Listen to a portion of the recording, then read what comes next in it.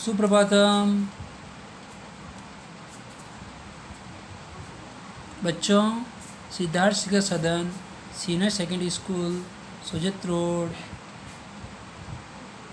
कक्षा 9th, विषय संस्कृत व्याकरण, अध्याय 5 संधि, जिसमें व्यंजन संधि।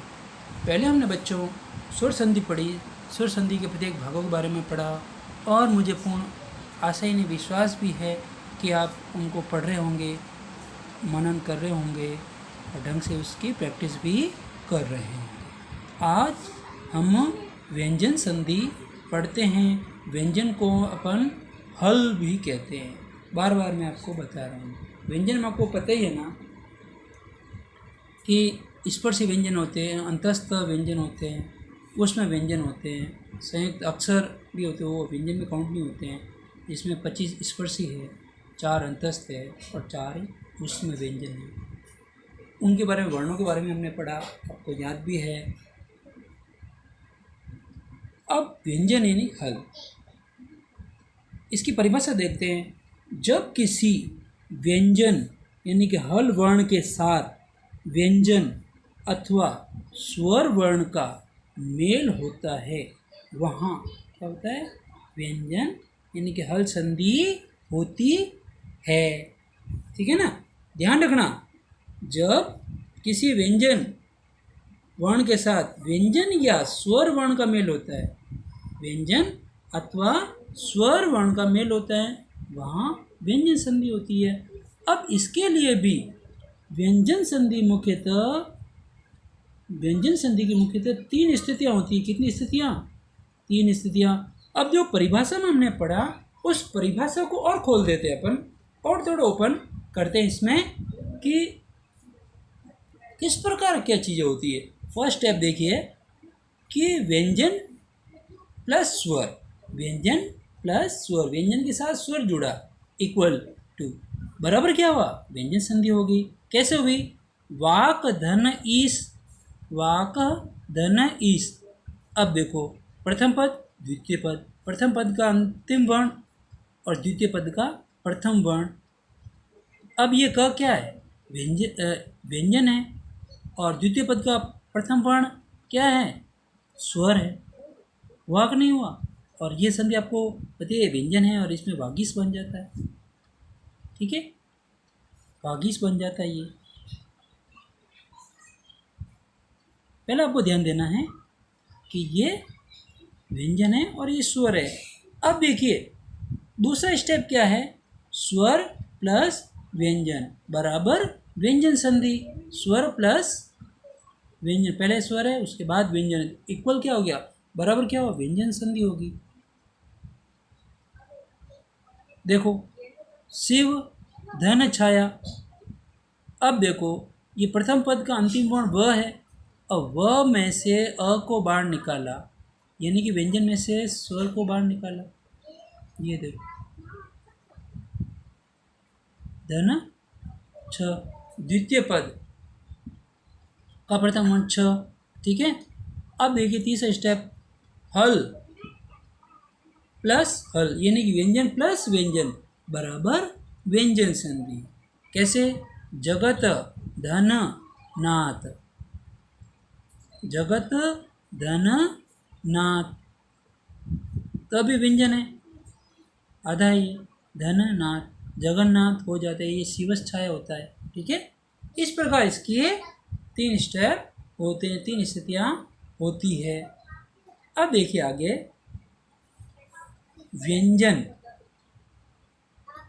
संधि के मुख्यतः 7 भेद है। यूँ तो आपको कहीं दिखाई देगा 10 भेद होते हैं, कहीं 14 भेद भी होते हैं, लेकिन मुख्यतः 7 भेद होते हैं। कितने भेद? 7 व्यंजन संधि। आप कहीं अलग अलग बुकों में अलग अलग चीज़ें देखते हो, अलग अलग पढ़ते हो, तो कन्फ्यूज नहीं होना, ये ध्यान रखना आपने। ठीक है। अब इसमें है सचुत्व संधि। देखो, नाम में ही सारी चीज़ें छुपी हुई है।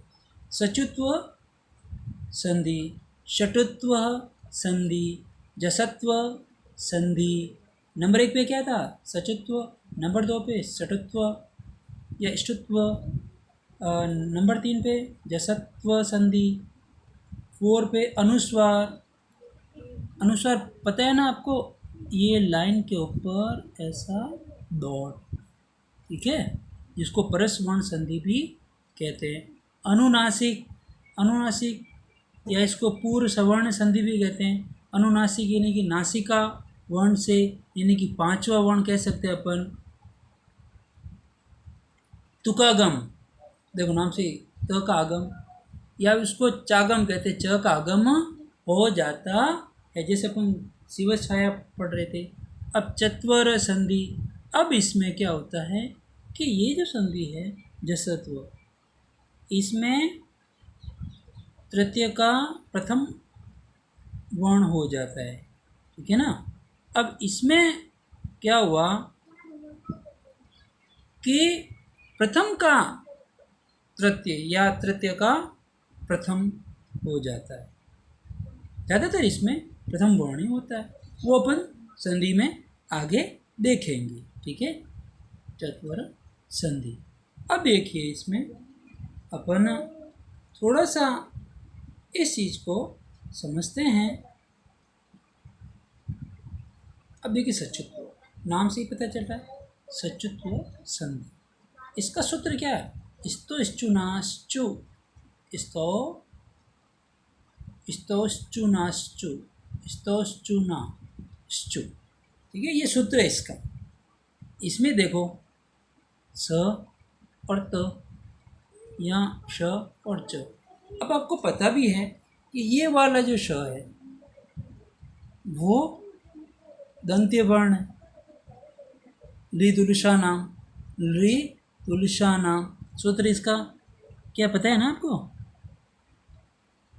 ये याद होना जरूरी है आपको। ली तुलसा नाम, क्या नाम है इसका? ली तुलसा नाम, ली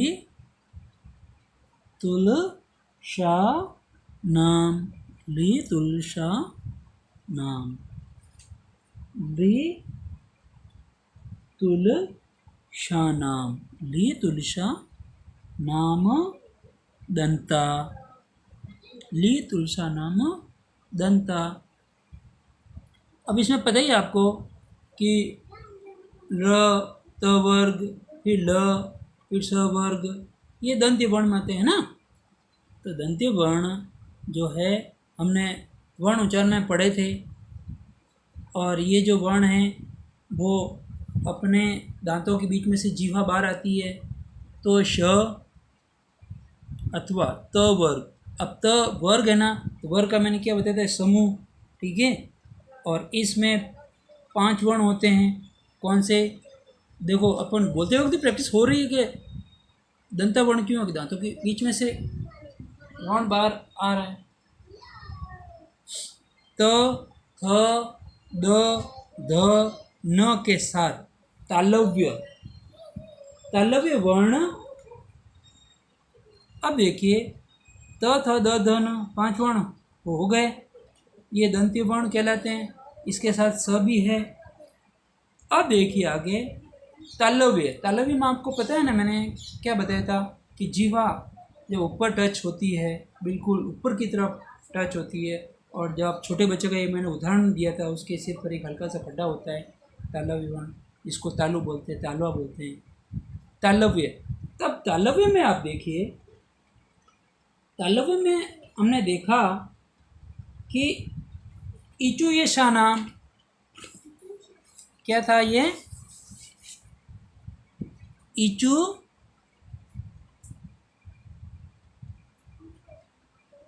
इचु यशानाम, यशानाम, इचु यशानाम, ये तालव्य है। इचु यशानाम तालु, जिसमें ई च वर्ग, य और श है ना, ये वर्ण आएंगे जिस जो तालु में होते हैं।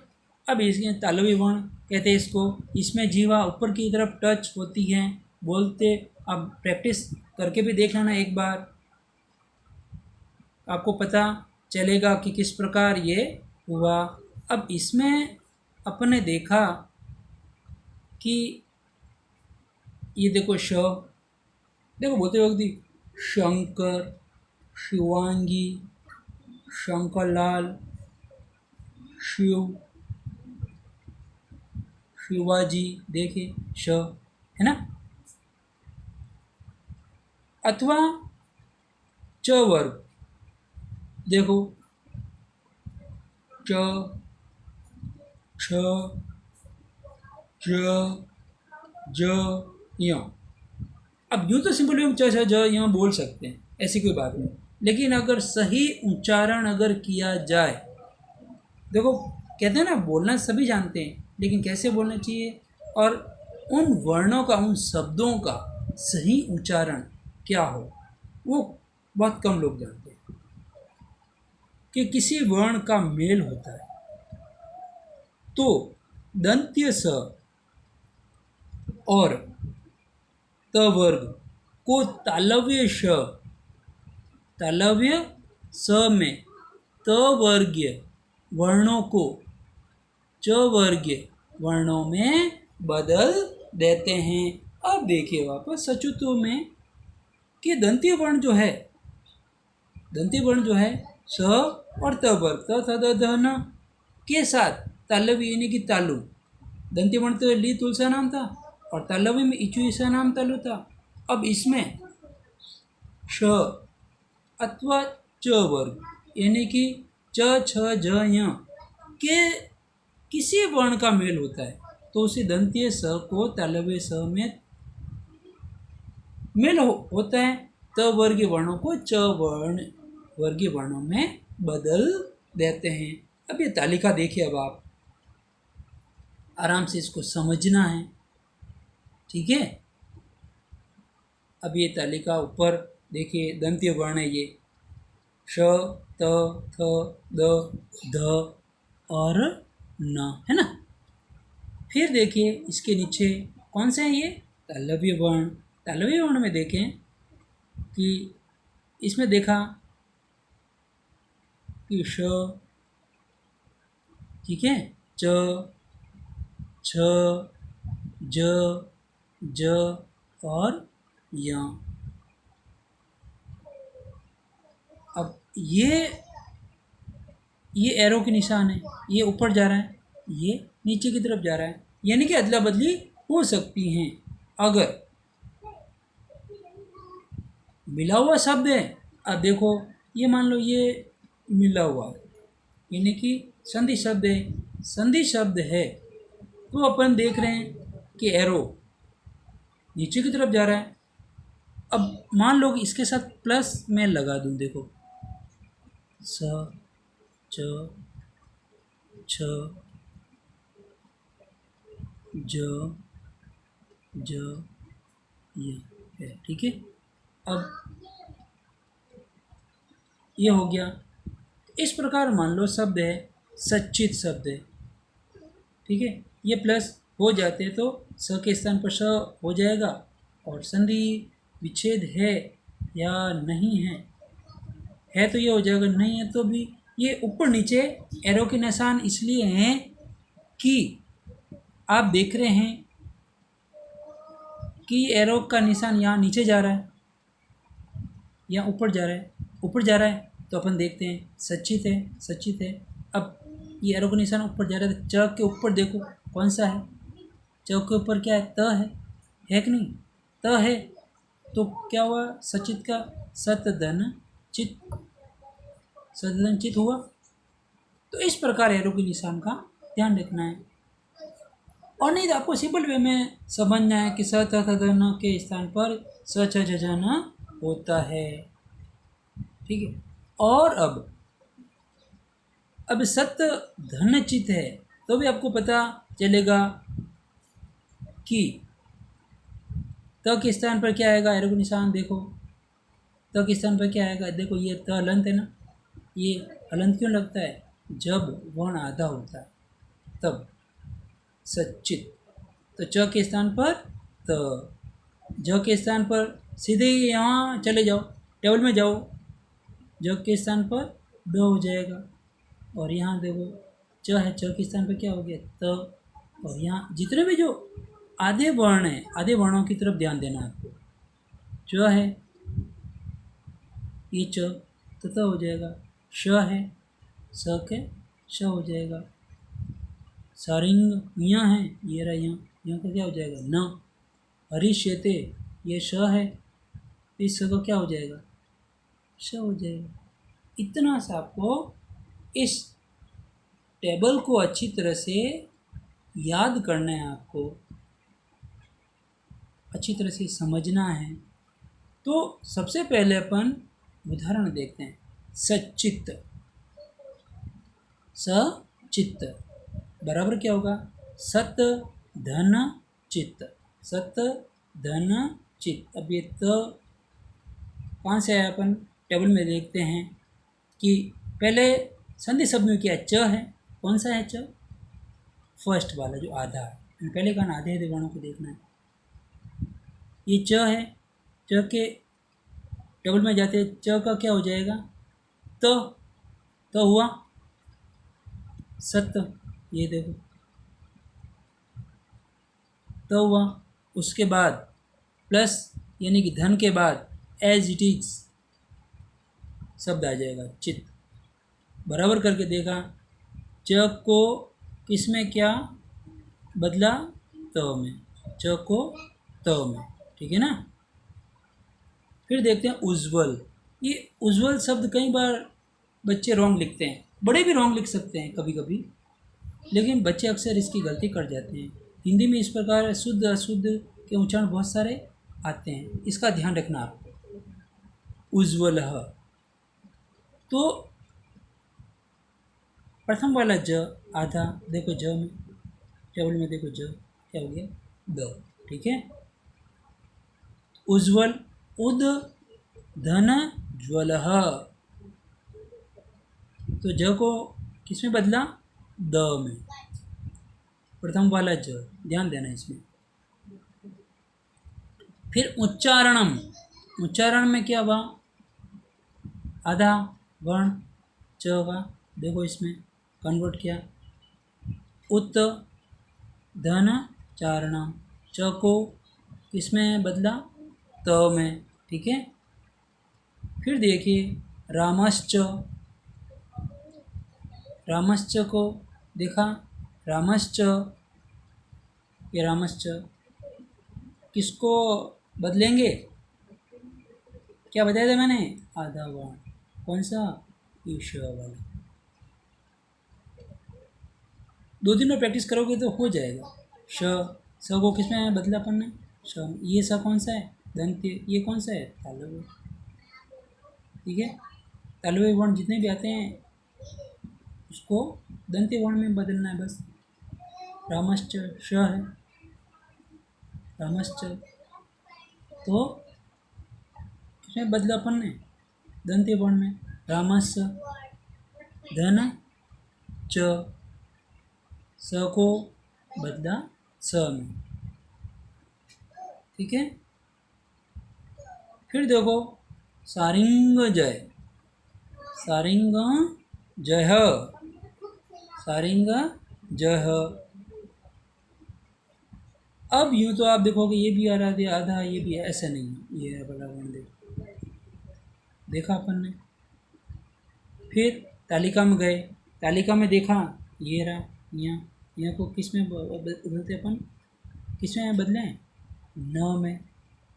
और ये जो आपको पता है ना, ये वर्ण कौन से हैं, पंचम वर्ण है, जो पांचवा वर्ण है तो उसको पंचमा अक्षर भी कहते हैं। ये नासिका वर्ण भी इसको कहा जाता है, सारिंग जय। तो यह को न में बदला आपने, ठीक है ना, न में बदल दिया तो अपने को पता चला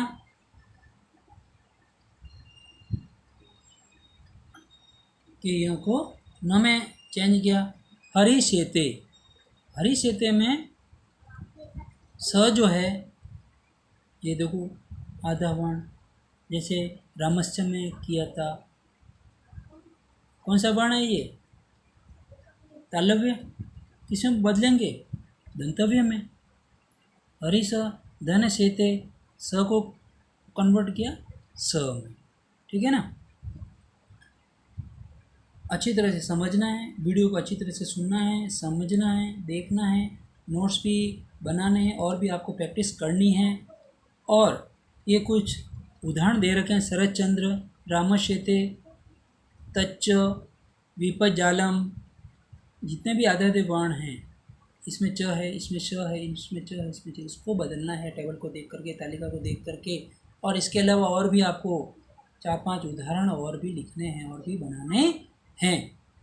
और वीडियो को एक नहीं 2 बार देखें, ढंग से सुने, समझें, और फिर ये जो उदाहरण, ये जो क्वेश्चन है, क्वेश्चनों को समझना है, अच्छी तरह से करना भी है, ध्यान देना है। और राइटिंग अच्छी लिखनी है, हेडिंग ढंग से लगाना है। आधे से अधिक अगर पेज हो गया तो वहाँ से हेडिंग नहीं लगाएं, हेडिंग हमेशा नए पेज से लगाएं, ये हमेशा ध्यान रखना है। हेडिंग हमेशा नए पेज से लगाओगे तो समझने में, दिखने में और पढ़ने में भी मज़ा आएगा।